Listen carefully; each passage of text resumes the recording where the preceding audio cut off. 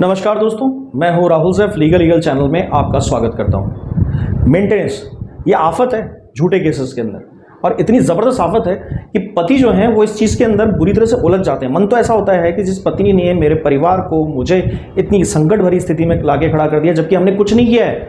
हमने तो उसे प्यार से ससुराल से पीहर भेजा था, और उसके बाद उसने ये हालात पैदा कर दिए कि वहाँ जाकर वो 4-6 महीने 8 महीने साल भर रही, और उसके बाद एकदम से हम इतना बुला रहे थे, समझा रहे थे, उसके बावजूद उसने हमें उल्टे सीधे आरोपों में फंसा दिया, गलत कर दिया, या फिर अपने दम और घमंड के लिए हमें झुकाने के लिए बहुत दिनों से धमकी दे रही थी, और अंततः हमें लाकर कोर्ट में खड़ा कर दिया झूठे केसेस के साथ। कभी तो वो हमारे पिताजी पे आरोप लगाती है रेप करने का, कभी हमारे भाई पे आरोप लगाती है छेड़खानी करने का, और कभी मेरे ऊपर ओरल सेक्स का आरोप लगाती है, और बाकी सब आरोप तो यहीं थे, वो तो पैकेज के अंदर शामिल है। तो ये सारी चीज़ें देखकर मन करता है ऐसी झूठी पत्नी को, जिसके साथ हमने कुछ नहीं किया, हमने उसे बहुत प्रेम से प्यार से रखा है, छोटे मोटे मनमुटाव होते हैं उनको हमने सॉर्ट आउट करने की एक जनरल कोशिशें की, उसकी जगह उसने हमारे साथ ये व्यवहार किया जो कि बहुत गलत है।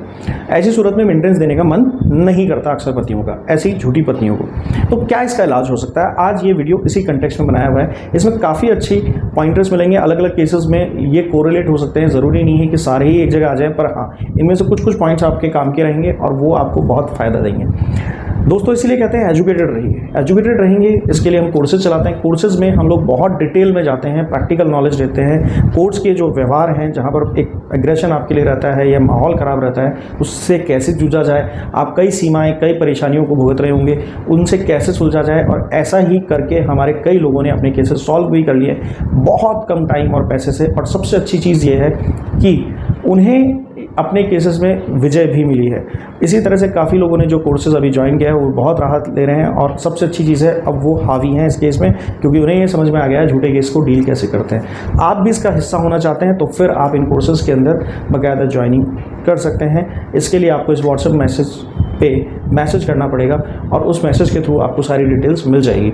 इसके अलावा अगर आपको लगता है कि आप एक कानूनी सलाह की ज़रूरत महसूस कर रहे हैं और आपको मैं एक उपयुक्त कैंडिडेट लगता हूं, तो आप बाकायदा व्हाट्सएप मैसेज पे मैसेज कर दीजिए, और उसके बाद आपको मैसेज में अपॉइंटमेंट बुक हो जाएगा, उसके बाद बात हो पाएगी। मेंटेनेंस, भरण पोषण, गुजारा भत्ता, रख रखाव का खर्चा।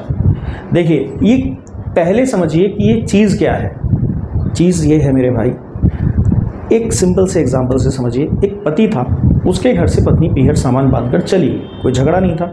या फिर एक दूसरा पति था, वो अपनी पत्नी को पीहर आराम से छोड़कर आ गया, कोई झगड़ा नहीं था, आराम से। उसके बाद वो दोनों अपने घर आके बैठ गए। उसके बाद पति से बातचीत भी होती रही, पत्नी भी बातचीत करती रही। कुछ दिनों बाद पत्नी ने बातचीत धीरे धीरे कम कर दी दोनों पतियों से। ऐसी सूरत में फिर वो केस उठाकर लगा देती है। तो यहाँ पति की कोई गलती नज़र आ रही? नहीं। मारा पीटा? नहीं। धक्के देके निकाला? नहीं। बावजूद उसके आपको एक बात हमेशा देखिएगा कि पत्नी हमेशा हावी होती भी आती है मेंटेनेंस के केस पे। उसे पहले मेंटेनेंस चाहिए, बाकी चीज़ें बाद में चाहिए। केस मेंटेनेंस के बराबर चलेंगे, बाकी केसेस में वो आना जाना बंद कर देती है। इरेगुलर डेट्स आती हैं, पर उस पर वो रेगुलर आएगी। और आप ये भी नोटिस कीजिएगा, दोनों वकील मिलकर भी मेंटेनेंस के केस को दौड़ा रहे होते हैं। सब कुछ यही होता है। और कई जगह तो मैंने ये भी सुना है, कैंडिडेट्स को उनके वकील साहब ही ये कहते हैं, साहब मेंटेनेंस तो देना ही पड़ेगा, झूठे केस में भी देना पड़ेगा। और यहाँ पर मुझको भी कई लोग कहते हैं, सर इसका क्या करें, इलाज क्या है? देखिए, सबसे पहले तो आप अवेयर होइए, अवेयर होकर अपने केस में इन्वॉल्व होइए, उसमें पार्टिसिपेट कीजिए। डेट्स पर नहीं जाना, वहाँ पर वकीलों के कहने पर सिर्फ उन्हें डेट्स पे भेज देना और खुद कुछ नहीं जाके देखना, तो कार्रवाई तो आपके खिलाफ होनी है। फिर कुछ नहीं तो एक्स पार्टी आपके मेंटेनेंस लग जाएगा कि आप गए नहीं, 3 से 4 बार या 5 बार नहीं गए, तो उसके बाद एक्स पार्टी हो जाएगा, और उसके बाद आपको मेंटेनेंस बन जाएगा।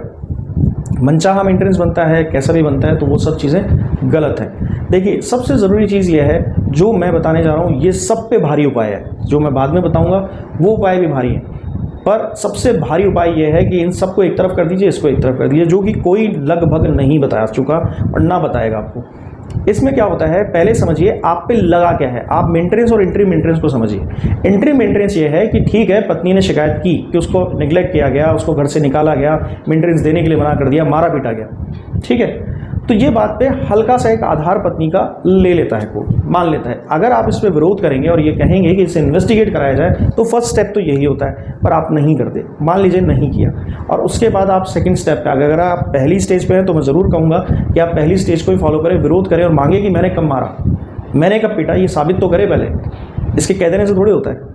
और सशपथ आपको आपत्ति ये दर्ज करानी है कोर्ट के अंदर। पर अगर आप ये स्टेज क्रॉस कर चुके हैं, अब आपका केस चल रहा है और अब आपको अगर कोई पोजीशन है कि आपको ऐसा करना है, तो सबसे पहली बात आप कोर्ट को जब रिप्लाई दे रहे हैं तो वहाँ भी आप ऑब्जेक्शन डालें। अन्यथा कोर्ट को आप बाकायदा ये कह दें कि रजनीश वर्सेस नेहा का जो जजमेंट है उसमें भी लिखा हुआ है और वैसे भी ये आपका मौलिक अधिकार है कि आप जो मेंटेनेंस का केस है उसको जल्दी से जल्दी ख़त्म कराएं, क्योंकि फाइनल मेंटेनेंस एक अलग चीज़ है, एंट्री मेंटेनेंस अलग चीज़ है। वो फौरी तौर पे दिया जाता है, यानी कि उपचार के तौर पे दिया जाता है। वो मिनिमम से मिनिमम अमाउंट एक बार दे दिया जाता है कि चलो तुम अपना जीवन यापन तो करो, केस लड़ेंगे फिर देखेंगे। फाइनल मेंटेनेंस वो होता है जब केस पूरी तरह से डिसाइड हो जाता है और डिसाइड होने के बाद यानी कि उसके अंदर पूरी तरह से सबूत और सारे गवाह पेश कर दिए जाते हैं और ये साबित करने वाली पोजीशन आ जाती है कि पत्नी की पीड़ा सही है या पत्नी खुद ही गलत है और यहाँ झूठा केस करनी आई है। आप गौर कीजिएगा दोस्तों, अब मेरी बात है कि आपका मेंटेनेंस का केस चल ही रहा है, डेट्स पे डेट्स आ रही हैं, तो ये गलती किसकी है? मैं तो किसी की नहीं मानता, मैं तो सिर्फ आपकी मानता हूँ गलती। आप क्यों चला रहे हैं ये केस आगे? एंट्री मेंटेनेंस मिल तो गया, फाइनल मेंटेनेंस के लिए बकायदा सुनवाई शुरू करवा दीजिए। डेट्स क्यों ले रहे हैं? अगर कोई आपको ये कह रहा है, जो आपका विधिक सलाहकार है वो आपको ये कह रहा है कि नहीं ये तो ऐसे ही चलेगा, तो उसकी बातों में आना बंद कीजिए। आज ही उनको जयराम जी की बोलिए, हाथ जोड़ दीजिए और उनको रवाना कीजिए, खुद ही लड़ लीजिए अपना केस, बेटर है। क्योंकि उसके अंदर सिर्फ आपको यही कहना है कि लाइए साहब आप साबित करवाते हैं, ये कह रही ना मारा है, ये कह रही ना पीटा है, इसको घर से निकाला है, सबूत है तो कोर्ट में दे। असल में मेंटेनेंस के अंदर एंट्री मेंटेनेंस का केस लगाने के बाद आपके साथ गेम खेला जाता है, बस उसको लटकाया जाता है। और इसलिए लटकाया जाता है कि जब तक पत्नी को मेंटेनेंस मिलता रहे और केस लंबा चलता रहे, इसमें बाकी सब लोगों का फायदा होता रहे। समझ गए किस किस का फायदा हो रहा है? तो अल्टीमेटली इसको आप छोटा कीजिए। कैसे? आपको कोर्ट को बकायदा एप्लीकेशन देनी होगी। साहब मेंटेनेंस तो आपने बांध दिया, मैं भी देने को तैयार हूँ, मैं आपके खिलाफ नहीं जा रहा हूँ, पर मुद्दा सिर्फ इतना सा है, ये तो एंट्री मेंटेनेंस है, आप फाइनल मेंटेनेंस की हियरिंग शुरू करवाइए। मैं 4-6 महीने के अंदर इसको बाकायदा जस्टिफाइड होते हुए देखना चाहता हूँ, यानी कि बात खत्म होनी चाहिए। अगर 4-6 महीने के बाद मेरी पत्नी इस चीज़ को साबित नहीं कर पाती है और इससे ज़्यादा लंबी डेट चलती है, तो मैं तो अपने आप को लाइबल मानता हूँ 4-6 महीने के लिए। 4-6 महीने के बाद मैं एंट्री मेंटेनेंस भी नहीं दूंगा। इसका मतलब यही है कि वो कोर्ट को कोई सबूत लाकर नहीं दे रही है, कुछ पेशकश नहीं दे रही है, ये चीज़ है। यानी कि केस लंबे खींचे जाते हैं, खींचने की ज़रूरत नहीं है, ये बात समझनी पड़ेगी आपको। यहाँ से आप छोटा कीजिए, सिर्फ सिंपल कीजिए अपने केस को कि नहीं साहब मैं यहाँ से कोई मेंटेनेंस अब नहीं दूंगा। आपको अगर ज़बरन दिलवाना है तो हाँ, ये एक डर पहले बता दूँ आपको, इसी बात का ही निचोड़ है। तो आपको बता दूं कि सबसे पहले तो आपके मन में क्या आ रहा होगा, आपके मन में जो मेरा वीडियो देख रहे हैं, आपके मन में आ रहा होगा कि यार अगर ये कांड मैंने कर दिया और 4-6 महीने बाद मैंने मेंटेनेंस नहीं दिया तो उसके बाद क्या होगा? उसके बाद तो कोर्ट के पास पावर आ जाएगी, वो मुझे जेल भेज देगी। नहीं सर, यही वो चीज़ है। आपने पहली बात तो एंट्री मेंटेनेंस बिना ऑब्जेक्शन के लगवा लिया। ऑब्जेक्शन डालते हैं तो पहले आपकी पत्नी से पूछा जाता है कि वो एग्रीव्ड है क्या, वो साबित कर रही है अपनी पीड़ा, नहीं कर रही, तो फिर उसको मेंटेनेंस क्यों दिया जाए? ये कोर्ट उससे पूछ लेता। नहीं किया, ये गलती थी, चलिए इसे सुधारने की बात आ रही है, तो अब आपने ये संशय पैदा कर दिया। जितनी देर मैंने मेहनत करी आपको समझाने में, आपने संशय पैदा कर लिया कि अब मैं जेल चला जाऊंगा अगर 4-6 महीने बाद मैंने नहीं दिया, तो कोर्ट की अवहेलना हो जाएगी। नहीं सर, बिल्कुल नहीं होगी। कोर्ट भी आपके मौलिक अधिकारों की रक्षा के लिए बैठा हुआ है। आपको न्याय लेने का हक पूरा है और न्याय की अवधारणा के ऊपर ये बात तय करना ज़रूरी है कि आप पे जो इल्ज़ाम लगाया गया है उसकी एक अंतरिम राहत तो आपने अपनी वाइफ को दिलवा दी है या कोर्ट ने दिलवा दी है, परंतु अब ये तय भी तो किया जाए कि वो वाकई सच बोल रही है कि झूठ बोल रही है, क्योंकि आपको तो बकायदा वो तो पीड़िता बन गई और आपको बना दिया अपराधी। आप बने हुए अपराधी पति और आपको ट्रीट करा जा रहा है जानवरों की तरह। अगर ये करने में आपकी कोर्ट असफल रहती है और उसके बाद आपके साथ अगर दादागिरीपूर्ण व्यवहार करती भी है, अगर इस बात का डर भी है कि नहीं आपको तो मेंटेनेंस देना पड़ेगा, आप तो 6 महीने भी हो गए हैं, कोई बात नहीं, आपने एप्लीकेशन लगाई होगी, वो तो सब कुछ पहली बात तो रिटर्न में लिखवाना है। ऑर्डर जो है वो रिटर्न में लिखवाना है। इनकेस आपके खिलाफ ऑर्डर भी हो गया, आपने एप्लीकेशन लगा दी, 4-6 महीने में डिसाइड कर दें एंट्री मेंटेनेंस में इतना ही दूंगा, और वो 4-6 महीने भी गुजर गए और फिर कोर्ट आपके खिलाफ ये कहता है कि ये आदेश देने की कोशिश करते हैं कि नहीं साहब अब तो हम आपके खिलाफ गिरफ्तारी वारंट निकालेंगे या निकाल ही दिया, तो आप बाकायदा हाई कोर्ट में जाकर इसके खिलाफ एप्लीकेशन लगा सकते हैं और बाकायदा कह सकते हैं ये बात कि देखिए साहब ये अन्याय हो रहा है लोअर कोर्ट में, मेरी बीवी ये साबित कर नहीं रही कि वो पीड़िता है और कोर्ट उसका पूरा साथ दे रहा है, बाकायदा इस बात की अवहेलना करने की जो न्याय की अवधारणा को पूरा नहीं करती। न्याय मुझे मिलना चाहिए और इस बात पे मिलना चाहिए कि मेरी बीवी पीड़िता है, ये तो साबित करे। और आज तक आप लोगों ने जो तरीका अपना रखा है केस लड़ने का, रिप्लाई दो और उसके बदले में केस लड़ो, ये मैकेनिकल फॉर्म ऑफ जो जस्टिस है, इससे बाहर आ जाइए। ये उन लोगों को फ़ायदा हो रहा है ये करने से आपके साथ जिन लोगों की आपसे जेब गर्म होती है, वो लोग आपसे जानबूझ के ये सब चीज़ें करवाते हैं। ऐसा कोई फॉर्मेट नहीं है, इस फॉर्मेट को फॉलो करने की ज़रूरत नहीं है। ऑब्जेक्शन से डिसाइड करवाइए। अगर आपने झूठा केस फेस कर रहे हैं तो फिर आपको ये सब चीज़ें नहीं करनी है, क्योंकि ऑब्जेक्शन वही करेगा, आपत्ति वही करेगा, वो भी शपथ पत्र के साथ वही करेगा जो पीड़ित खुद है।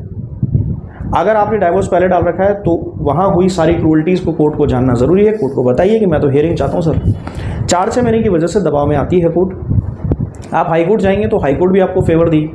2 बातें हो सकती हैं, हाई कोर्ट या तो आपके फैसले को वहीं सुनाकर बात को ख़त्म करके और आपकी वाइफ से वहीं फैसला करवा लेगी, लाइए सबूत दीजिए मोहतरमा। सबूत नहीं है तो फिर केस क्यों लगाया? केस क्यों लगाया? अगर आपके पास सबूत नहीं है तो फिर आप यहाँ से रवाना हो जाइए, कोई मेंटेनेंस नहीं मिलेगा, एंट्री में ही बंद हो जाएगा। बच्चा होगा तो उसके नाम से मेंटेनेंस मिलेगा, पर उसमें आप अपने बच्चे की विजिटेशन या कस्टडी दोनों मांग सकते हैं। कस्टडी इस ग्राउंड पे मांग सकते हैं जब ये मेंटेन ही नहीं कर सकती, जब ये कहती है मेरे पास आय का ही कोई स्रोत नहीं है, तो लाइए बच्चा मुझे दिला दीजिए, मैं देता हूँ और ले ले ये भी मेंटेनेंस अगर लेना चाहे तो। बाकी बच्चे को तो फिर मैं ही पालूंगा, उसके सुनहरे भविष्य की कल्पना ये कैसे कर सकती है? एक चीज़। अगर आप कहते हैं नहीं साहब बच्चा वही पाल ले, कोई मुझे दिक्कत नहीं है, तो मुझे सिर्फ विजिटेशन राइट चाहिए, तो भी वहाँ पर आप दबाव डाल सकते हैं कि साहब मेरा विजिटेशन राइट जो है वो अलाउ करा दीजिए, मैं मेंटेनेंस देने के लिए बच्चे को तैयार हूँ। आपने मना नहीं किया कि मेंटेनेंस नहीं दूंगा, बस सिर्फ आपने कंडीशन लगाई, तो ये बेनिफिट होता है। दोस्तों, प्रैक्टिकल ग्राउंड्स पे अगर केसेस को देखा जाए तो सिर्फ कोर्ट्स के अंदर ये प्रैक्टिस है कि आपको मनचाहा करवा लिया जाता है और केस को स्ट्रेच आउट किया जाता है। अगर आप स्ट्रेच आउट नहीं करना चाहते अपने केस को तो आपका इन्वॉल्व होना बहुत ज़रूरी है, और आप इन्वॉल्व नहीं हो रहे तो फिर मेरे वीडियो आपके किसी काम के नहीं है, क्योंकि मेरा वीडियो तो सिर्फ वही आदमी फ़ायदा ले पा रहा है जो कह रहा है कि अब मैं मेरे केस में जुट जाऊंगा। देखिए, जज साहब आपको कुछ भी बोले, मैं तुम्हारी ऐसी तैसी कर दूंगा, जेल भेज दूंगा, ये सब फालतू बातें, कुछ नहीं होता इनसे। आपको सिर्फ ये समझना है कि अगर उन्होंने अपने ऑर्डर में लिखा है तब भी आपको नहीं डरना है। अगर आपको पता है कि आपने कुछ गलत नहीं किया तो तब भी आपको नहीं डरना है। न्याय की जगह है, वो मिलकर रहेगा, और ऐसा कुछ भी नहीं है। ऐसे ही आज तक 99% केसेस में लड़कों को जीत नहीं मिल रही है 5-6 सालों से। NCRB का डेटा कहता है ये, जो सुप्रीम कोर्ट की सर्वे एजेंसी है। इसलिए सोचना ही नहीं है आपको, लड़कों के फेवर में ही सब कुछ होता है। सिर्फ लोअर कोर्ट्स में जो तरीका अपनाया जाता है वो न्याय की अवधारणा को पूरा नहीं कर रहा है कहीं ना कहीं। हर जगह की तो मैं बात नहीं कर रहा हूँ, बट जो मेरे पास एक सर्वे आता है, रोज़ एक चर्चा होती है, तो वो ये है कि कई बातें ऐसी हैं जो वहाँ पर समस्या खड़ी करती हैं। पर आप अगर इस तरह से केस को मजबूत करेंगे तो आपको फ़ायदा मिलेगा। करेंगे ना? या सिर्फ वीडियो देख के आगे बढ़ जाएंगे? वो आपको देखना है, अपने आप से बात कीजिए, सोचिए कि आप अपने केस से कितनी जल्दी बाहर आ सकते हैं। दोस्तों, वीडियो अच्छा लगा कमेंट सेक्शन में बता के जाइएगा अपने केस में क्या रेमेडी लेने वाले हैं, क्या सहूलियत लेने वाले हैं इस आज वाले कंटेंट को देख के। दूसरी चीज़, अगर आपको अच्छा लग रहा है तो लाइक करके शेयर कीजिए आपके जैसे काफ़ी लोगों को जिनको इसकी ज़रूरत है और मेहनत कर रहे हैं अपने केसेस में निकलने की। सब्सक्राइब कर दीजिए अगर आप पहली बार आए हैं या आते रहते हैं मेरा वीडियो देखने, तो फिर मुझे भी अच्छा लगेगा, क्योंकि मैं आपके लिए मेहनत करता हूँ। Thank you.